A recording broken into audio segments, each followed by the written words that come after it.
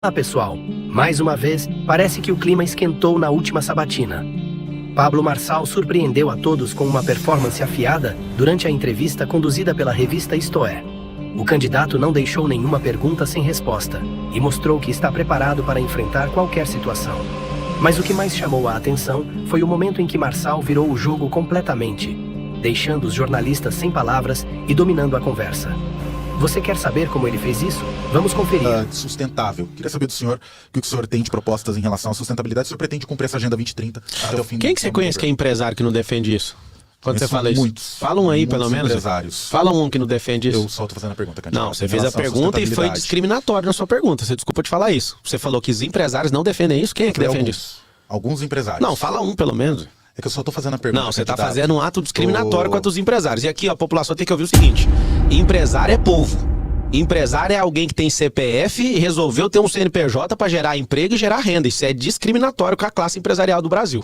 Aqui na cidade de São Paulo tem 2 milhões e você não responde por eles. Você não é empreendedor. E se você tiver o nome de alguém, a gente trata o nome aqui específico. Eu não admito você falar isso do empresariado de São Paulo. Nós não somos desse jeito. Me desculpa falar isso. Você só queria fazer uma pergunta, mas você foi injusto com a classe. Sem problemas. Então vamos lá. Respondendo a pergunta. Já respondi a pergunta. Isso não existe na classe empresarial, porque aí foi o maior ponto alto aí. A questão das queimadas, né? A gente precisa do governo do estado agindo, precisa do governo federal que está mandando bombeiro lá para Bolívia para apagar fogo lá e aqui está numa situação destruidora. Nós estamos vendo alguém em vários atos criminosos incendiar o estado de São Paulo para elevação de preço. A gente sabe que está acontecendo isso.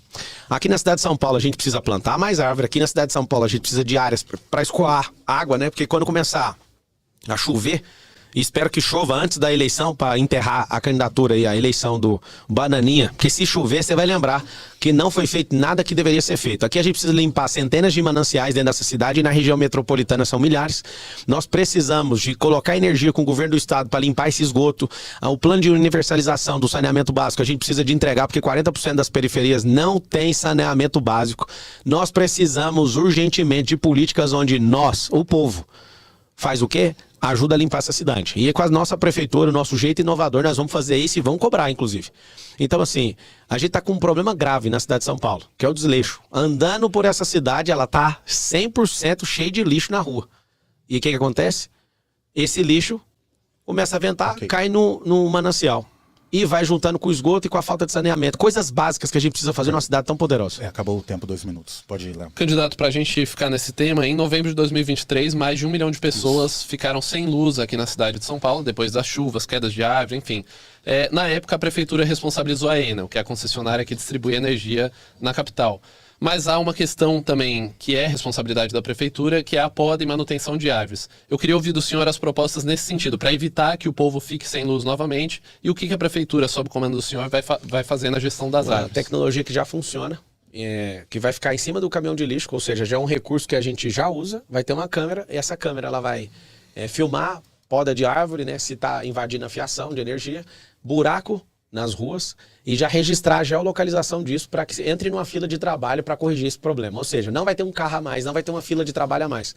A gente vai implementar a tecnologia no caminhão de lixo, isso já existe, tá? Imagina um caminhão de lixo seguindo para captar o lixo, filmando dos dois lados da rua, tanto calçada como fiação, poda de árvore e buraco na rua. Sensacional, eu fiquei encantado de ver essa tecnologia. Ela vai ser implementada nas primeiras semanas de 2025. Candidato, o senhor tem, nas últimas pesquisas, o senhor tem liderado entre os eleitores homens, mas ficou em terceiro lugar em mulheres. Isso aconteceu na pesquisa Atlas divulgada nessa semana.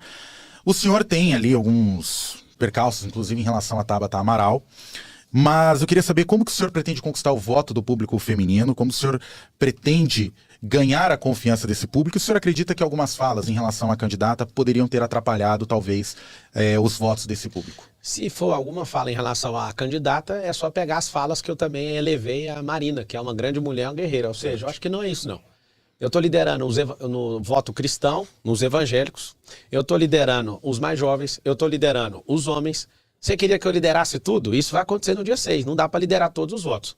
Agora, eu peço encarecidamente para as mulheres olharem para os candidatos a forma que os candidatos tratam suas mulheres. O prefeito Ricardo Nunes, por exemplo, tem um boletim de ocorrência de violência doméstica.